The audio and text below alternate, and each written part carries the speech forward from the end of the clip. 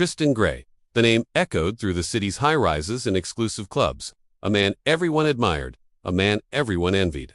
He was a young, impossibly wealthy CEO who had single-handedly built a sprawling business empire from the ground up. His life was a whirlwind of success, a blur of flashing cameras, billion-dollar deals, and adoring fans. Yet, for all his triumphs, there was one thing missing, one achievement that eluded him: true love. Recently, 8 of the world's most beautiful models had vied for his attention. Each was a vision of glamour and charm, their smiles practiced, their words designed to captivate. But one by one, Tristan had turned them all away, his heart remaining untouched. A fortress no amount of beauty could breach. He was searching for something intangible, something that wealth couldn't buy and beauty couldn't mimic. He just didn't know what it was. One particularly dreary afternoon, with rain lashing against the panoramic windows of his skyscraper office, the atmosphere inside was anything but calm. The entire floor was a flurry of activity, buzzing with last-minute preparations for a massive charity gala he was hosting. Tristan, a perfectionist by nature, strode through the chaos, his sharp eyes missing nothing, personally checking every detail from the floral arrangements to the seating charts. His focus was absolute, his mind a steel trap of logistics and planning. And that's when it happened. A small, polite voice cut through the noise, interrupting his train of thought. "Delivery for Tristan Gray," it said. Tristan stopped mid-stride and looked down. There stood a young woman, almost swallowed by the grandeur of his office. She was dressed in a plain, functional delivery uniform, her hair tied back in a simple, neat ponytail. In her hands, she held a small, unassuming box of pastries. Her eyes, calm yet bright, met his without a hint of fear. Her name was Clara. She wasn't glamorous. She wasn't decked in designer clothes or shimmering jewelry. She seemed completely unfazed by the opulent surroundings or the high-stakes energy humming around her. And yet, there was something about her, a quiet stillness, that made Tristan pause. It was as if she was the calm eye of the storm raging around them. "You're Clara, right?" Tristan asked, an eyebrow arching in curiosity. He prided himself on knowing everything that went on in his company, including the name of the girl who delivered his favorite pastries. Clara simply nodded, her expression polite and professional. "Yes, sir. Your assistant told me to deliver these directly to you. I hope I'm not bothering you." A faint smile touched Tristan's lips, a rare sight for those who worked with him. "You're not bothering me at all." He felt a strange pull, a spark of curiosity he hadn't experienced in years. For as long as he could remember, people had either fawned over him or feared him. They flattered him, pandered to him, tried to impress him with their looks, their connections, their clever words. But Clara did none of that. She just stood there, exuding a quiet confidence that was more captivating than any supermodel's practiced smile, as she carefully placed the small box on the edge of his massive mahogany desk. Avoiding the scattered blueprints and contracts, Tristan found himself asking a question he'd never asked anyone before. "Why do you seem so calm? Most people get nervous when they come up here." Clara turned, her gaze direct and unwavering. She didn't blush or stammer. She simply answered, "I believe in doing my job well, sir. Worrying about who I'm delivering to doesn't help me do that." Tristan was genuinely intrigued. He was speechless for a moment. No one had ever spoken to him with such straightforward honesty. It was refreshing, like a cool breeze on a suffocatingly hot day. The models he dated had all tried to charm him with flattery, their words like spun sugar, sweet but empty. Clara's words were different. They were honest, grounded, real. They had weight. He found he couldn't look away. For a long, silent moment, he simply watched her. This ordinary delivery girl who had somehow managed to capture his complete attention. He felt a spark, an unexpected jolt that made his heart beat a little faster. It was a feeling he'd almost forgotten, a warmth spreading through his chest that had nothing to do with power or success. Could it be?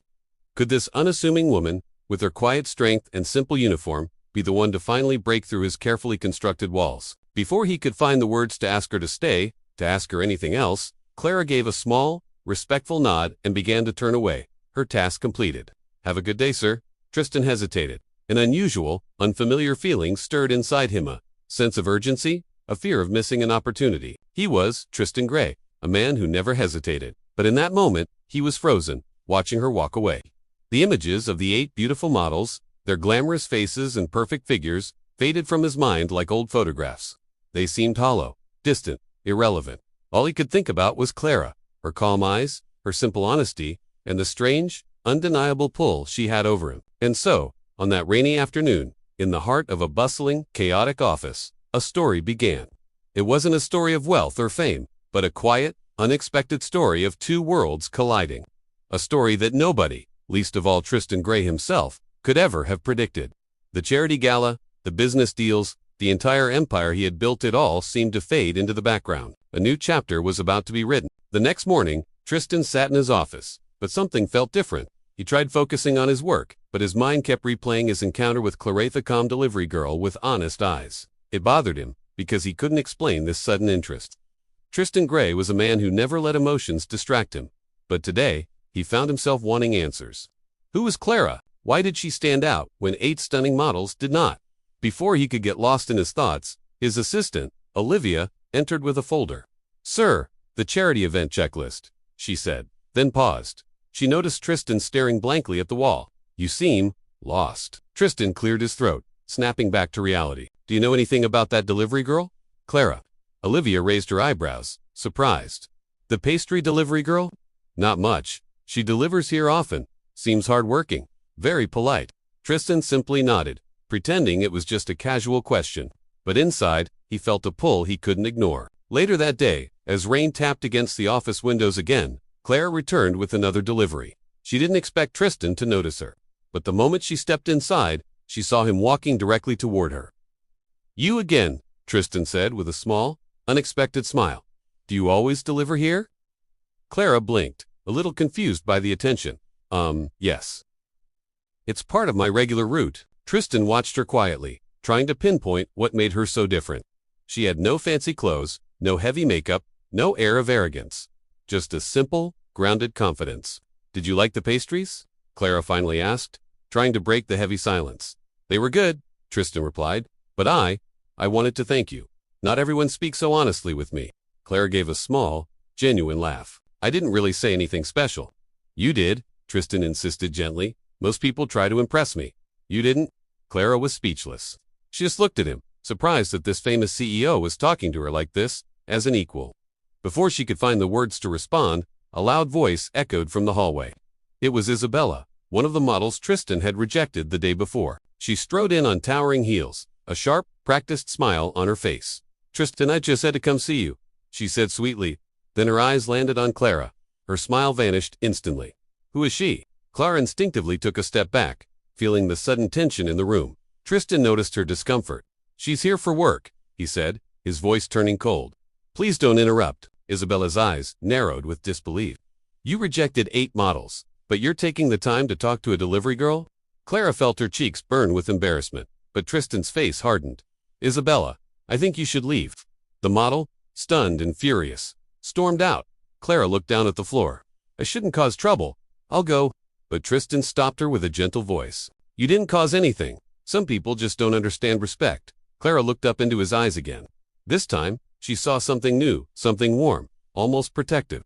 And in that moment, Tristan realized something too. This feeling wasn't just curiosity anymore. It was the beginning of something much, much deeper. Over the next few days, Tristan found himself in a state he wasn't accustomed to. He was a man of focus, of numbers and strategy, but his mind kept drifting back to one person, Clara. Every time the door to his office swung open, a part of him hoped it would be her, holding another simple delivery. He couldn't pinpoint why. His life was a carefully constructed world of corporate boardrooms, high stakes, negotiations, and the gleam of luxury cars under city lights. It was a world of elegant parties where connections were currency. Clara's world was the polar opposite. It was the quiet hum of the city before dawn, the dignity of hard work, and the long, weary hours that blurred one day into the next. Their lives were 2 separate universes, spinning on different axes. Yet, an invisible force, a magnetic pull he couldn't rationalize, kept drawing his thoughts back to her. He found himself replaying their brief interactions, her quiet strength, the way she held herself with a grace that had nothing to do with wealth or status. It was a feeling that was both frustrating and intriguing. Meanwhile, Clara was doing her absolute best to erase the memory of her encounter with Isabella. The sting of humiliation was a bitter taste she tried to wash away with work. She lectured herself constantly, her inner voice a stern taskmaster. "Don't get involved with people like that," she'd mutter while sorting packages. "They live in a different world, a world where you don't belong." Her mantra became, "Stay focused. Just do your job." She repeated it like a prayer, hoping the words would build a wall around her heart, protecting her from the complicated emotions stirring within. But one fact kept dismantling her defenses, piece by piece. Tristan had defended her. In front of his assistant, in front of that scornful model, he had stood up for her. No one, in her entire life, had ever done that. Not with such quiet authority, not without wanting something in return. It was a small act, but for Clara, it felt monumental. It was a flicker of kindness in a world that had often shown her its harsher side. And despite her best efforts to forget him, that flicker stubbornly refused to go out. 2 days later, destiny, it seemed, had a flair for the dramatic. Clara walked into the towering lobby of Tristan's office building, a familiar delivery tucked under her arm. This time, she was actively hoping he wouldn't be there. She just wanted to drop off the package, get a signature, and melt back into the anonymity of the city. More attention was the last thing she wanted. But as the elevator door slid open with a soft chime, she froze. The lobby was completely transformed. It was no longer the sleek, corporate space she knew. It was a wonderland of shimmering lights, elegant banners, and breathtaking floral arrangements that scented the air with a sweet, luxurious perfume. The charity event Tristan had been meticulously planning was about to begin. The air buzzed with a different kind of energy, a mix of excitement and exclusivity. Famous guests in designer attire mingled, their laughter echoing off the marble floors. Photographers with large cameras maneuvered through the crowd, their flashes popping like miniature stars. Several models, impossibly tall and poised, stood in small groups, their presence adding to the room's glamour. Clara felt a sudden, overwhelming urge to disappear. This was not her world. She quickly turned, trying to slip away unnoticed, to merge back into the shadows, but it was too late. She bumped squarely into someone. Her eyes shot up, and her breath caught in her throat. It was Tristan.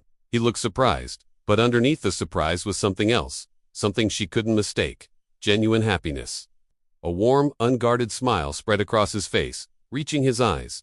"Clara," he said, his voice a low, pleasant hum amidst the surrounding chatter. "I didn't think you'd come today." Clara clutched the package tighter, feeling like a misplaced puzzle piece. I just have a delivery," she replied, her voice barely a whisper. "I don't want to disturb anything." She gestured vaguely at the opulent scene around them. "You're not disturbing anything," Tristan said softly, his gaze holding hers. He seemed about to say more, to close the small distance between them, but his moment was cut short. Like sharks sensing blood in the water, Isabella and 2 other models, Chloe and Gabriella, both of whom had also been rejected for the campaign, glided over. Their expressions were a cocktail of arrogance and disdain, and their eyes zeroed in on Clara with predatory focus. "Oh look," Chloe said, her voice loud enough to turn a few heads. "The delivery girl is back again." Gabriella let out a small, derisive smirk. "Maybe she thinks if she hangs around enough, she'll become someone special." The words were like tiny, sharp needles, and Clara instinctively lowered her gaze, feeling her entire body shrink. The glamour of the room suddenly felt suffocating, and all she wanted was for the floor to swallow her whole. But then, something shifted. Tristan took a half step forward, placing himself between Clara and the models. It was a subtle movement, but it was a clear and deliberate shield. "Enough," he said. His voice wasn't loud, but it carried a weight of command that sliced through the air. The models' smirks vanished, replaced by looks of utter shock. No one had ever seen Tristan Thorne, the composed and untouchable CEO, defend someone, let alone a delivery girl, with such directness. Isabella, recovering first, narrowed her eyes.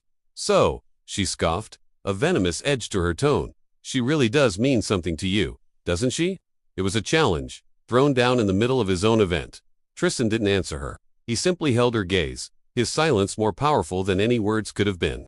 In that silence, everyone who was watching understood. It was a confirmation. A current of electricity seemed to pass through Clara. Her heart was hammering against her ribs, a frantic drumbeat in her ears. One part of her screamed to run, to escape the hundreds of eyes she could feel on her. But another part, a part that was listening to Tristan's unspoken defense, kept her rooted to the spot. "Tristan," she whispered, her voice trembling slightly. "You don't need to do this. You don't need to defend me. I'm just—" She couldn't finish the sentence. "Just a delivery girl. Just a nobody." He cut her off, his voice firm but gentle. "You're not just anything," he said, turning his full attention back to her, effectively dismissing the models and the watching crowd. "You are strong. You work hard, and you don't pretend to be someone you're not. In this city," he gestured around the room, "that's rare.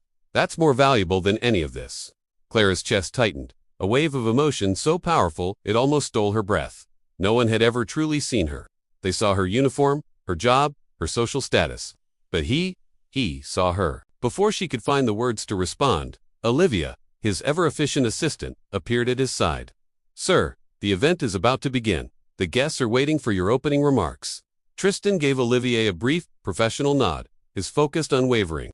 Then, he turned back to Clara. His expression softened, and the commanding CEO was replaced by a man making a simple, vulnerable request. "Will you stay?" he asked, his voice low, and for her alone. "Just for a minute. Just for the start." Clara hesitated. Her mind was a battlefield. Every instinct for self-preservation told her to leave, to retreat to the safety of her simple, uncomplicated life. This world of wealth, glamour, and judgmental eyes was not hers to navigate. But then she looked into Tristan's eyes. And in their depths, she didn't see a powerful CEO or a man from another world. She saw sincerity. She saw a silent promise of safety. And in that moment, that was enough. "Okay," she heard herself say, the single word, a quiet surrender. As Tristan led her by the elbow, guiding her gently into the grand hall, a wave of whispers followed them. It rippled through the crowd, heads turning, phones subtly being raised. Everyone saw it. The powerful CEO, the man who is the king of this glittering world, walking side by side with a simple delivery girl in her plain work clothes. Two worlds, two lives, that were never meant to intersect, were now colliding in the most public way imaginable. The air crackled with the unspoken question on everyone's lips. A new story was being written, right there in front of their eyes. And they all knew, with absolute certainty, that by morning, the entire city would be talking about it. The story of Tristan Thorne and the mysterious girl who had somehow captured his attention. The charity hall was a world of shimmering lights, gentle music, and people dressed in their finest Bill moment. Clara stepped inside. She felt like a ghost. Her simple delivery uniform stood out against the sea of glittering gowns and tailored suits. A wave of insecurity washed over her, and she instinctively wanted to shrink into the shadows. But Tristan was right beside her, his presence a quiet anchor. He walked with such confidence, as if her being there was the most natural thing in the world, as if she belonged more than anyone else. He must have sensed her unease, the way her shoulders tensed and her eyes darted around the room. He leaned in, his voice a low, comforting murmur against the background chatter. "If you feel nervous, stay near me," he said. "I won't let anything happen." Clara could only manage a small nod, her heart hammering against her ribs like a trapped bird. This wasn't her world. This opulent, dazzling spectacle was a universe away from her daily life of deliveries and simple routines. As Tristan moved through the crowd, a true master of his domain, exchanging pleasantries and firm handshakes, Clara clung to the edge of the room. She tried to make herself as small as possible, to blend into the wallpaper. But she wasn't invisible to him. Again and again, his gaze found hers across the crowded hall. It was a quick glance, a silent check-in, but each time their eyes met, a strange, warm flutter erupted in her chest. It was a silent promise. "I'm here. I see you." A few minutes later, a woman with a kind smile approached her. It was Olivia. "You don't have to stand alone," she said warmly. "Come with me." Olivia led her away from the main floor, toward a small, bustling corner where the event staff were busy at work. Instantly, Clara felt the tension in her shoulders ease. Here, amidst the clatter of plates and the focused energy of the workers, she felt a sense of normalcy. She listened to their conversations, piecing together the story of the event.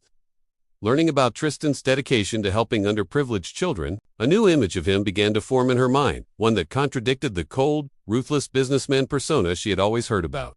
Beneath that polished exterior, there was a man with a surprisingly soft heart. Just as she was starting to feel comfortable, Tristan appeared, holding 2 glasses of juice. He handed one to her, his eyes searching her face. "You look calmer now," he observed. Clara offered a small smile. "I'm trying," she admitted. "This place is beautiful, but it's not my world." Tristan shook his head, a gentle, almost imperceptible movement. "Maybe you're wrong," he said softly. "Sometimes we don't realize where we truly belong until we're there." His words hung in the air, confusing her, stirring a feeling inside her that she couldn't quite name. She looked down at her glass, her thoughts a whirlwind. Suddenly, the main lights dimmed, casting the hall in a soft, romantic glow. A hush fell over the crowd as a slow, melodic tune began to play. The host announced a short break before the main speeches, and couples began to drift toward the dance floor. Tristan watched them for a moment, then his gaze returned to Clara. "Do you dance?" he asked, his voice low. Clara's eyes widened in panic. "Me? No. I'd look silly." A genuine smile touched Tristan's lips. "You won't, and even if you do, I won't care." He held out his hand, an open invitation. For a long, heart-stopping moment, Clara hesitated. Her mind screamed 1,000 reasons why she shouldn't, but her heart urged her forward. Slowly, tentatively, she placed her hand in his. He led her to the edge of the dance floor, his touch firm yet gentle, guiding her with a quiet confidence that soothed her nerves. She followed his lead, her steps clumsy at first, but he adjusted his rhythm to hers seamlessly. A blush crept up her neck, her heart pounding a frantic rhythm against her ribs. As they moved, the noise, the lights, the people all faded away. For a few perfect, stolen seconds, it was just the two of them, the billionaire CEO and the humble delivery girl, moving as one, as if they had danced together in 1,000 other lifetimes. But such moments are fragile. Across the room, hidden in the shadows, Isabella watched them, her eyes burning with a venomous anger. She leaned toward her companions, Gabriella and Chloe, her voice a poisonous whisper. "This little nobody thinks she can steal my spotlight," Isabella hissed. "We need to show her that she doesn't belong here."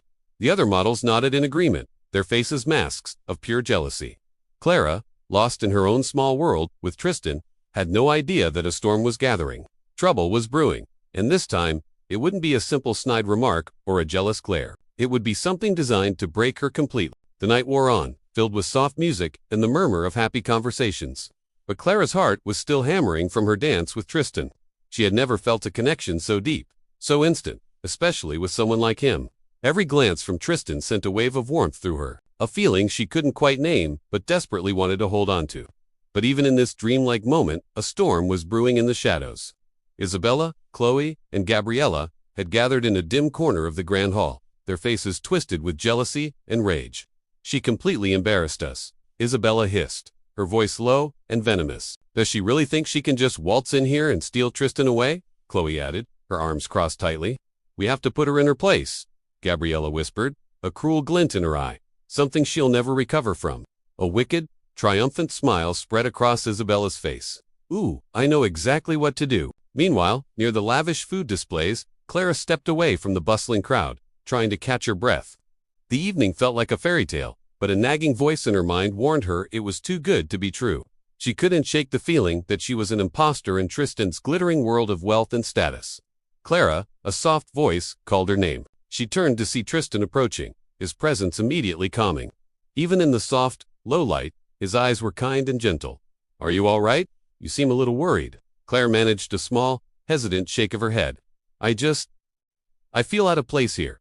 Everyone is so elegant, so wealthy, so perfect. You're Clara," Tristan interrupted, his voice a soft caress. "And that's more than enough." His simple words were a balm to her anxious heart, a validation she didn't know she needed. But before she could find her voice to reply, Olivia hurried towards them, her expression tight with urgency. "Tristan, we have a problem. You need to see this right now." She thrust her phone into his hand. Tristan's brow furrowed as he began to read. Clara watched, her own anxiety rising as his expression shifted from confusion to disbelief to a cold, simmering anger. "What is this?" Tristan demanded, his voice dropping to a dangerous low. "It's all over the charity event social media page," Olivia whispered, glancing nervously at Clara. "Someone just posted it." A sense of dread washed over Clara, cold and sharp. "What is it? What happened?" Tristan slowly turned the phone screen towards her. Her world stopped. It was a photo of her, looking tired and worn, struggling to carry heavy delivery boxers while holding her young son's hand. The caption was brutal, designed to tear her down. Delivery girl playing the innocent victim. A single mother, desperate for attention from a CEO. Is she after his money, or just 5 minutes of fame? Clara froze, the blood draining from her face. Her entire body went cold. The model's date exposed her private life. They had used her son. They had mocked her for working hard to survive. Whispers started to ripple through the hall. Guests began to point. She could hear stifled laughs and see heads shaking in judgment. The beautiful marble floor felt like it was crumbling beneath her feet. I didn't do anything wrong," she whispered, her voice trembling as tears welled in her eyes, blurring the faces that now seemed so cruel. Tristan's face was a mask of fury. "Who did this?" he growled, the question a threat. But Clara was already backing away, consumed by humiliation. "I have to go. I don't belong here. Everyone is staring at me." "Clara, wait," Tristan reached for her, but she flinched away, taking another step back. Her voice broke as a sob escaped. "Why did I even come? I knew something like this would happen. I was a fool to think I could fit in." Without another word, she turned and fled towards the exit, wiping furiously at the tears streaming down her face. Her heart felt like a lead weight in her chest, and her legs were shaking so badly she could barely walk. Tristan stood frozen for a moment, watching her disappear into the night. His jaw clenched so tight it ached. He would not let this be the end. He would not let them break her. He turned to Olivia, his eyes dark with a promise of retribution. "Find out who posted that," he commanded, his voice sharp and cold as steel. "And bring them to me." The music in the grand hall continued to play its cheerful tune, but for Tristan Gray, the world had gone silent and dark. Someone had hurt Clara. Someone had made her cry, and there would be hell to pay. I rushed out of the grand hall, my vision a blur of tears. The night air hit me, cold and biting, but it was nothing compared to the icy shame burning inside my chest. I felt so small, so exposed, so utterly foolish, forever thinking I could belong in Tristan's glittering world. I stumbled around to the back of the building, my fancy dress feeling like a costume, and sank onto the cold stone steps. I buried my face in my hands, trying to block it all out, but the images kept flashing in my mind. The giant screen, my son's innocent face, a picture from my simple, hardworking life, blown up for everyone to see. And then, the laughter, the whispers, the mocking smiles. It was too much. "Clara." I froze. My heart stopped. I knew that voice. It was deep, resonant, and right now, it held a note of something I couldn't place. I didn't dare look up. I heard his footsteps, quick and angry at first, crunching on the gravel, but as he got closer, they slowed. He stopped right in front of me, and then, to my complete shock, he knelt down. He was on my level, his expensive suit creasing on the dirty ground. "Look at me," he said, his voice surprisingly soft. I just shook my head, unable to speak, unable to face him. The shame was suffocating. "Please, just go back inside," I managed to whisper, my voice cracking. "You have guests? Important people waiting for you. You don't need to worry about me." "I do," Tristan said, and his voice was firm now, leaving no room for argument.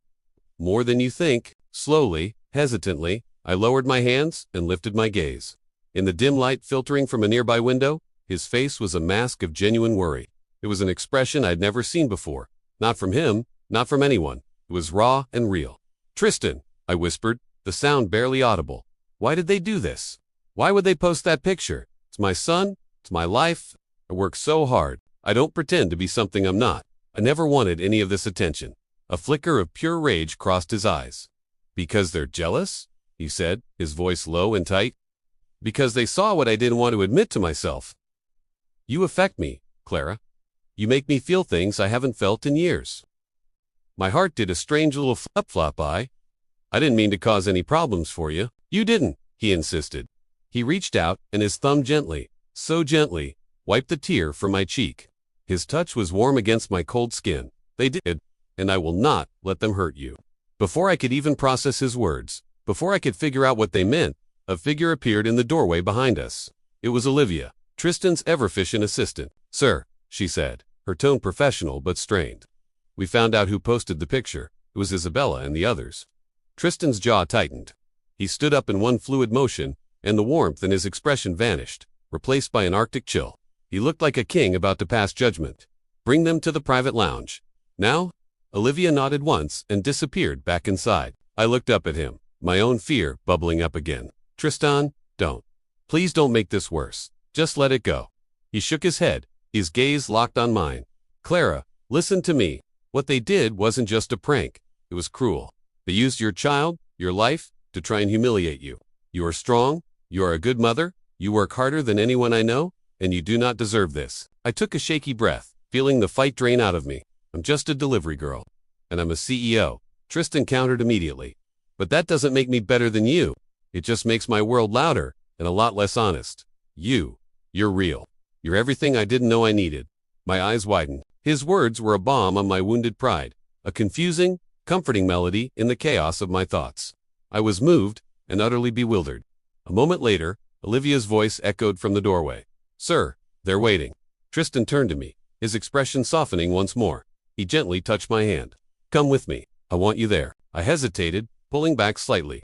My first instinct was to run, to hide. "Are you sure? I don't want to be part of it." "Yes," he said, his grip on my hand becoming a little firmer, more reassuring. "I'm absolutely sure. It's time they learn what respect looks like."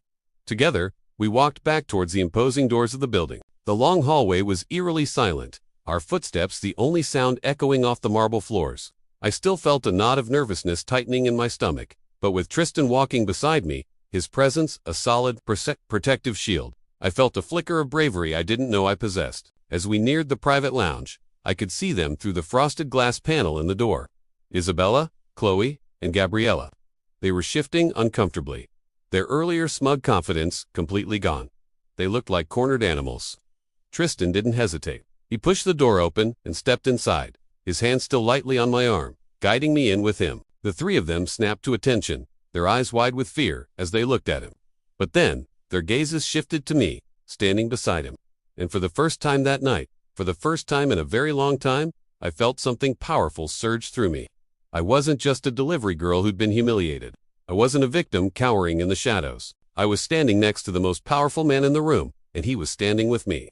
I wasn't alone anymore. The next morning arrived with a soft, warm glow spilling through Tristan's penthouse windows, illuminating the start of a brand new day. Clara woke up early, her heart unusually calm for the first time in what felt like forever.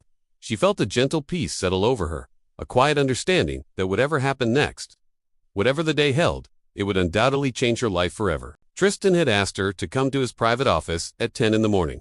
The reason was a mystery, but a deep-seated intuition told her that something truly important was waiting for her there.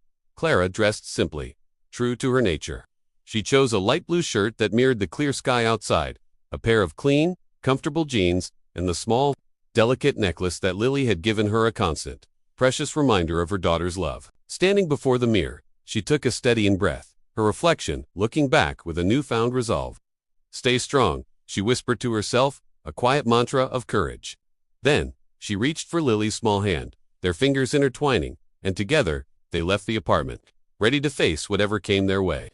At that very same moment, across the city, Tristan stood in his opulent office, his usual calm completely gone. He paced the plush carpet, a restless energy radiating from him that his assistants had never witnessed before. This was a man who commanded boardrooms, who made billion-dollar business deals without flinching, whose decisions could shift entire markets. Yet, none of those high-stakes moments had ever made his heart race like this. The anticipation was a thunder in his chest. Today wasn't about business or power. It was about Clara. He wanted to offer her something far more profound than just a declaration of love. He yearned to give her the unwavering security and stability she so deeply deserved, a foundation she could build her life upon without fear. He wanted to safeguard Lily's future, to ensure that the bright, curious little girl would have every opportunity to chase her dreams. Most importantly, he needed to show Clara that she wasn't just a fleeting interest or a passing fancy. She was the one, the person he wanted permanently woven into the fabric of his life, his partner in every sense of the word. The soft click of the office door opening broke his train of thought. Clara stepped inside, and Tristan turned immediately, his entire world narrowing to her. The nervous tension in his shoulders instantly melted away, replaced by a wave of pure, unadulterated affection. His eyes softened as he took in the sight of her, so effortlessly radiant. "You look beautiful," he said, his voice quiet, filled with a sincerity that resonated through the room. A small, shy smile touched Clara's lips. She glanced down at her simple attire. "I'm just wearing what I always wear." "It's not the clothes," Tristan replied, his gaze unwavering and intense. "It's you." The air between them thickened, charged with unspoken emotions. He guided her to a comfortable seating area, and they sat down. Tristan took a deep, deliberate breath, gathering his thoughts, his courage. "Clara," he began, his voice earnest. "Before I met you, I honestly thought I had everything figured out. I thought I knew how the world worked, what success meant, what I wanted. But you changed everything. You turned my entire world on its axis." He paused, searching her eyes. "You made me understand what real love is, what genuine kindness looks like. You showed me a strength I'd never encountered before, not the loud, aggressive kind, but a quiet, resilient strength that can weather any storm. I don't just admire you, Clara, I respect you deeply." Clara's heart began to beat faster, a frantic rhythm against her ribs.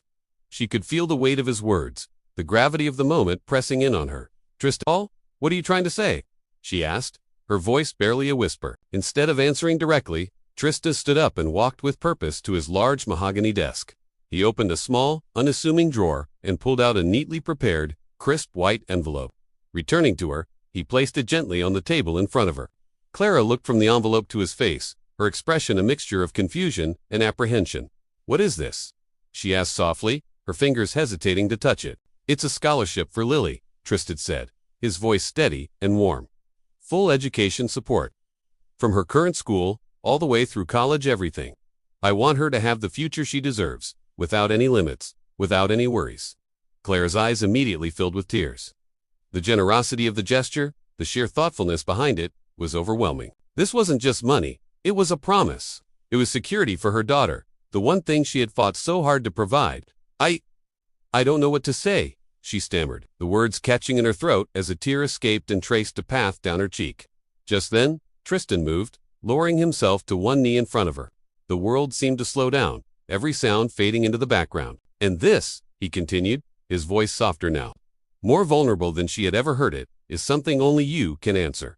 From his pocket, he produced a small, velvet box. He opened it to reveal a ring. It wasn't a massive, flashy diamond designed to impress.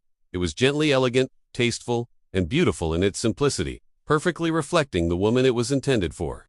I'm not asking you to marry me today, he said, his eyes locked on hers, full of hope and a touch of fear. I know things have moved fast. I'm asking if you're willing to start a future with me. A slow future, a patient future, a future that we build together, piece by piece, day by day. Clara covered her mouth with her hand, a sob escaping her lips as tears of pure, unadulterated joy fell freely. Beside her, little Lily, who had been watching with wide, intelligent eyes, tugged gently on her mother's shirt. Mom, she whispered, her small voice filled with childish wisdom, say yes.